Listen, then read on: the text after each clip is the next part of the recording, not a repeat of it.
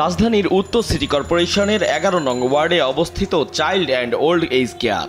ছোটখাটো কিছু অভিযোগ বাদ দিলে এতদিন মানবিক কাজের জন্য প্রশংসিত এই প্রতিষ্ঠানটি এখন নানাভাবে সমালোচিত হচ্ছে প্রতিষ্ঠানের কর্ণধার মিল্টন সমাদ্দার, তার স্ত্রী ও কর্মচারীদের কারণে।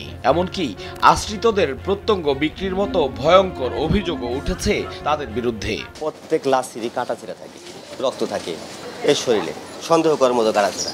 প্রশ্ন উঠেছে আশ্রিতদের কতজনকে এ পর্যন্ত দাফন করা হয়েছে সে বিষয়েও। সে বিষয়টি নিশ্চিত করতে অনুসন্ধানে নামে সময় সংবাদ। খোঁজ মেলে কিছু মৃত্যু সনদের, যেগুলোতে মেলে অসামঞ্জস্যতা।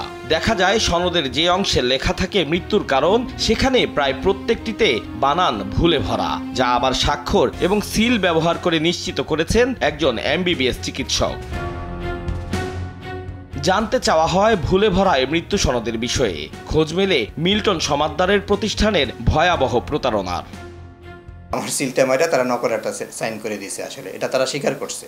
কোন স্বার্থ হাসিলে এই প্রতারণা করছেন সে বিষয়ে জানতে চাইলে আবারও নিজের জাত চেনালেন মিল্টন সমাদ্দার। উত্তেজিত হয়ে চড়াও হলেন সময় সংবাদের ওপর। সূর্যের চেয়ে বালি গরম এ প্রবাদটি প্রমাণ করে আরো বেশি উত্তেজনা দেখাতে লাগলেন তার স্ত্রী কিশোর বালা ও প্রতিষ্ঠানের কর্মচারীরা। ইতিপূর্বে অসংখ্য মানুষকে প্রচণ্ডভাবে মারপিট করা, এর বিপরীতে পুলিশের কাছে অভিযোগ দিয়ে প্রতিকার না পাওয়ায় মিল্টন গংদের দানবে পরিণত করেছে বলে জানান ভুক্তভোগী ও স্থানীয় কাউন্সিলর। যে ঘুষাইতেছে আমি হাত ধরছি, ধরলে পরে ওবি আমাদের ঘুষাইছে।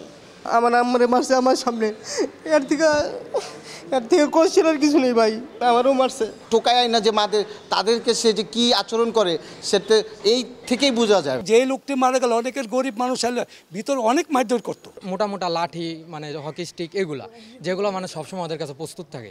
যেহেতু ক্ষমতা আছে বয় কাজ করতেছে।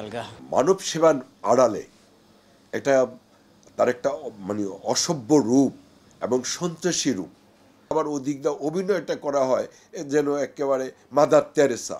সত্যিকার যে মানুষটা সেবা করে তারা কিন্তু এইসব অভিনয় করতে হয় না, এবং সাংবাদিককে পিটাইতে হয় না, মানুষকে পিটানো লাগে না। তার একটা সন্ত্রাসী বাহিনী সে তৈরি করে নিয়েছে। 2023 সালের 22শে নভেম্বরের ঘটনাটা বললো যে 15-20 জন সচিব ওনার পকেটে থাকেন। এটা বিষয়টা আমার খুব আঘাত লাগে। আমি প্রতিবাদ করতে গেলে তারা তার দল বল এবং সে নিজে আমাকে প্রচণ্ড প্রহার করে। পরবর্তীতে মিরপুর মডেল থানায় আসি, একটা অভিযোগ করি।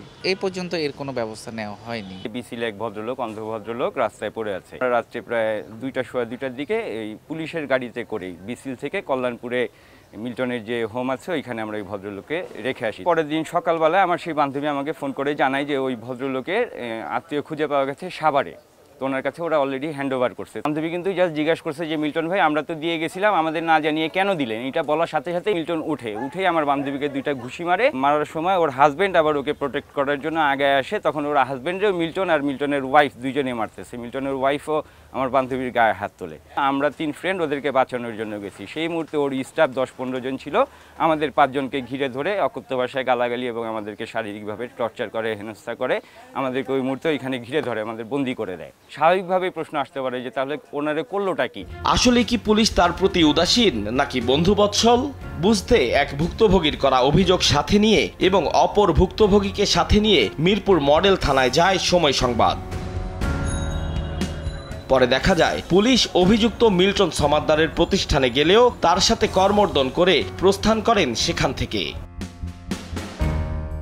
আর তাই ইতিমধ্যেই বিভিন্ন থানায় মিল্টন সমাদ্দার গংদের বিরুদ্ধে একাধিক লিখিত অভিযোগ দায়ের করা আছে জেনেও তাদের বিরুদ্ধে ব্যবস্থা নিতে নতুন করে অভিযোগ প্রত্যাশা করেন থানার এই কর্মকর্তা। নতুন করে কেউ কোনো স্পেসিফিক কোনো অভিযোগ দেয়, আমরা অবশ্যই তার আইনগত ব্যবস্থা নেব।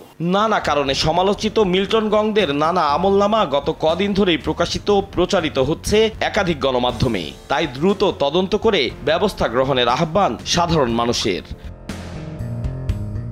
আতাউর কাউসার, সময় সংবাদ, ঢাকা।